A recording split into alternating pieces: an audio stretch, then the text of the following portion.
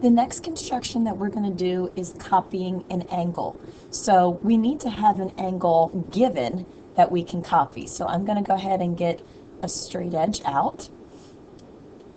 And let's go ahead and make an angle. So let's have this guy doing this. And then I'm going to move my straight edge and we'll rotate it a little bit so we can get an angle. And I'll do that.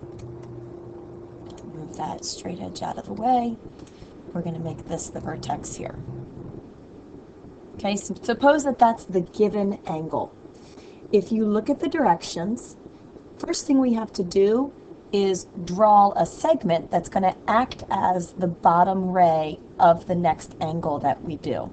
So I'm going to go ahead and grab my straight edge again, rotate it around.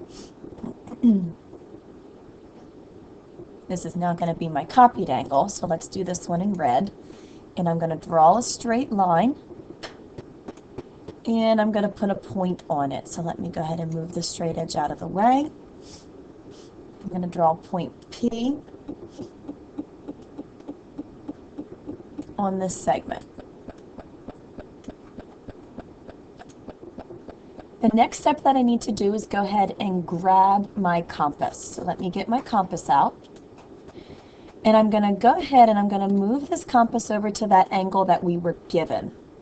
Place it right there on the vertex. I'm going to move this out a little bit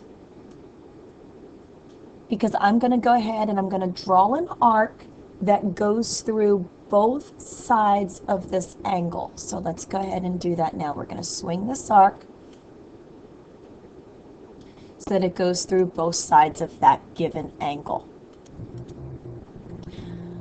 I need to keep my compass at the same width and move it over so that it sits on P, and I'm going to go ahead and recreate that same arc. There we go. My next step is to go back to that given angle and measure with my compass how wide that particular arc was that we made. So I'm going to go ahead and scoot this compass over, and I'm going to take that there, and I'm going to scoot it in, and we're going to see exactly how wide this compass was. It's a little bit hard to do using this as my tool, but we're going to do the best that we can.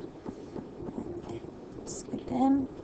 So that looks to be about the width of that particular arc. So then I'm going to pick my compass up and move it over, and I'm going to sit the edge of my compass at the point of intersection over on this copied angle, which is going to be this point here. So I'm going to go ahead now, let's move the compass over, and I'm going to sit it right here. Let me pop it to the other side.